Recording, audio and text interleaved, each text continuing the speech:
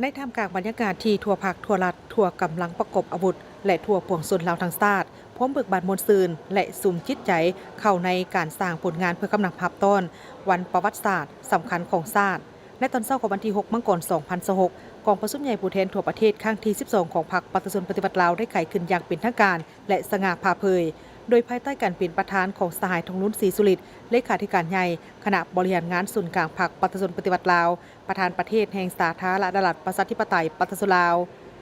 กองประชุมครั้งนี้มีผู้แทนสมบูรณ์ที่ได้รับการเลือกตั้งมาจากบรรดาคณะพรรคกระทรวงองค์การเทียบเท่าและท้องถิ่นในขอบเขตทั่วประเทศเข้าร่วมทั้งหมด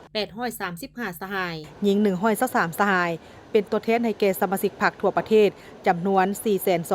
421,865 สหายมีบรรดาอดีตการนับคันสูงและพนักงานปฏิบัติอาวุโสและแขกถึกเชิญเข้าร่วมในสุนทรโพธิ์กล่าวไขของประชุมสหายทองลุ้นศรีสุริตได้เน้นหนักถึงความหมายสำคัญทางด้านประวัติศาสตร์ของกองประชุมใหญ่ผู้แทนทั่วประเทศครั้งที่ 12เป็นขีดหมายแห่งการสืบต่อบูรณะระบบประชาธิปไตยประชาชนให้นักแน่นและก้าวขึ้นสู่จุดหมายสังคมนิยมอย่างเสมอต้นเสมอปลายกองประชุมครั้งนี้ดำเนินไปภายใต้คำขวัญยกสูงบทบาทการนำพาที่เข้มแข็งของพรรคตั้งหน้าสร้างเศรษฐกิจเอกราชเป็นเจ้าตนเองสืบต่อบูรณะระบบประชาธิปไตยประชาชนให้นักแน่นก้าวขึ้นสู่สังคมนิยม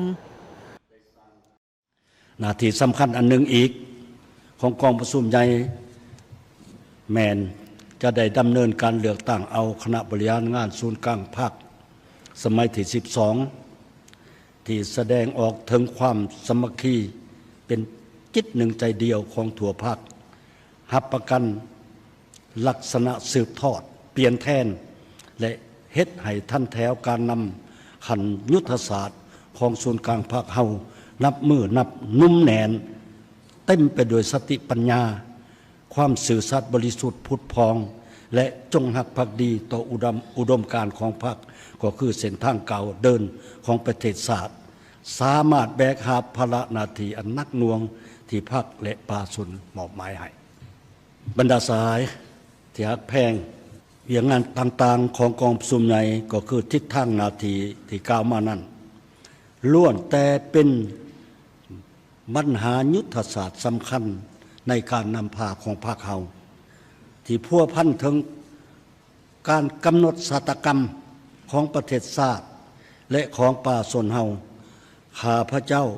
มีความเสื่อมั่นอย่างและมีความหวังอย่างยิ่งว่าบรรดาสหายผู้แทนของกองประชุมจะเสิร์ชสู่ความรับผิดชอบการเมืองให้สูงขึ้นเสริมขยายประชาธิปไตยอันแข็งอย่างแข็งแรงสุมจิตสุมใจสุมสติปัญญาเขาในการค้นคว้าคิดงำและประกอบความคิดความเห็นเพื่อปรับปรุงบูรณะแนวทางแผนนโยบายให้ถูกต้องสอดคล้องและแท้กับความเป็นจริงตกลงปัญหาต่างๆที่กองประชุมยกขึ้นด้วยมานะจิตปฏิวัติบุกเฮ็ดให้กองประชุมใหญ่ของพรรคเฮาบรรลุผลสำเร็จตามจุดประสงค์และระดับขานหมายที่วางไว้ทุกประการในนามคณะประธานกองประชุมใหญ่ข้าพเจ้าขอประกาศไขกองประชุมใหญ่ผู้แทนทั่วประเทศครั้งที่ 12ของพรรคประชาชนปฏิวัติลาวอย่างเป็นทางการนับแต่เวลานี้เป็นต้นไปขอบใจสหายทองลุ้นศรีสุริตได้สืบต่อเสนอห่างโครงการการเมืองของพรรคห่างรายงานการเมืองของคณะบริหารงานศูนย์กลางพรรคสมัยที่ 11โดยได้ยกให้เห็นผลสำเร็จที่พ้นเด่นในระยะ 5 ปีผ่านมาสามารถปกปักรักษาอธิปไตยและความมั่นคงของชาติไว้ได้อย่างมั่นคงเศรษฐกิจยังรักษาการเติบโตอย่างต่อเนื่องและสามารถประคับประคองบ่ให้ตกเข้าสู่ภาวะวิกฤตการณ์นอกจากนี้ยังมีผลสำเร็จในการปรับปรุงกงจักรรัฐให้กระทัดรัดพัฒนาทรัพยากรมนุษย์และยกสูงบทบาทของประเทศชาติในเวทีสากลเคียงคู่กันนั้นก็ยังมีสภาพการเสื่อมถอยทางด้านคุณทาสการเมืองและจรรยาบรรณของพนักงานจำนวนหนึ่งความยุ่งยากด้านเศรษฐกิจการเงินยังเป็นสิ่งท้าทายใหญ่การผลิตเพื่อทดแทนการนำเข้าและการหันเป็นทันสมัยอย่างซักซ่าสาเหตุแม่นมาจากการพันขยายมติบางด้านยังบ่ทันแท้ถึงกับตัวจริงกงจักรบางส่วนยังขาดประสิทธิภาพและมีลักษณะอาชญาสิทธิ์จากสาเหตุและบทเรียนที่ถอดถอนได้นั้นต้องยึดมั่นในหลักการเปลี่ยนแปลงใหม่อย่างรอบด้านและต่อเนื่องยกสูงความเป็นแบบอย่างของผู้นำสร้างเศรษฐกิจที่เพิ่งตนเองและเสริมขยายประชาธิปไตยภายในพรรค ส่วนทิศทางและหน้าที่ในต่อหน้าฮอดปี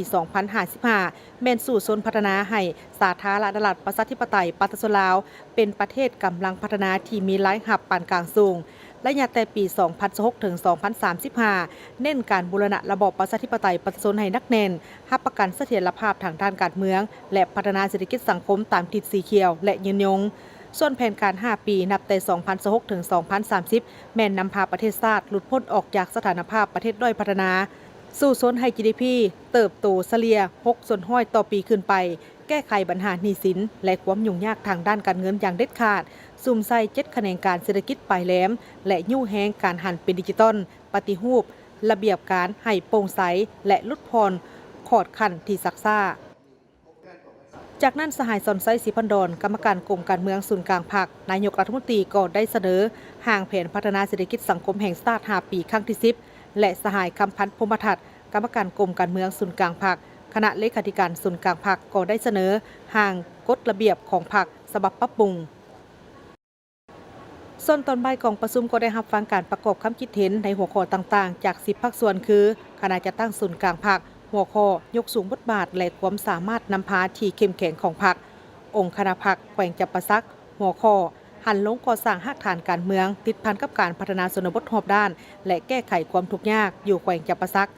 คณะกรรมการป้องกันชาติป้องกันความสงบศูนย์กลางหัวข้อ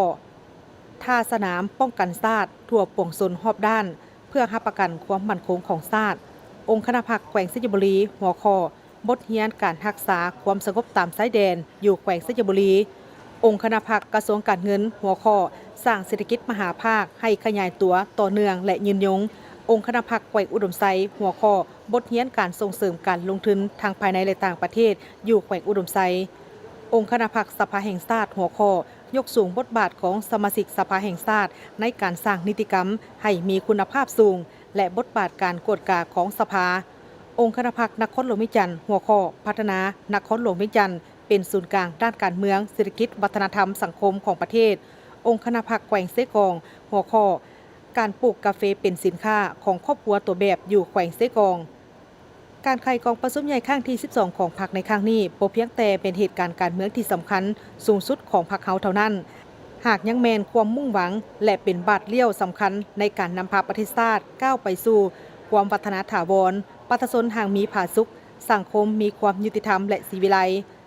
ซึ่งจะได้มีการเลือกตั้งเอาคณะบริหารงานศูนย์กลางพรรคสมัยที่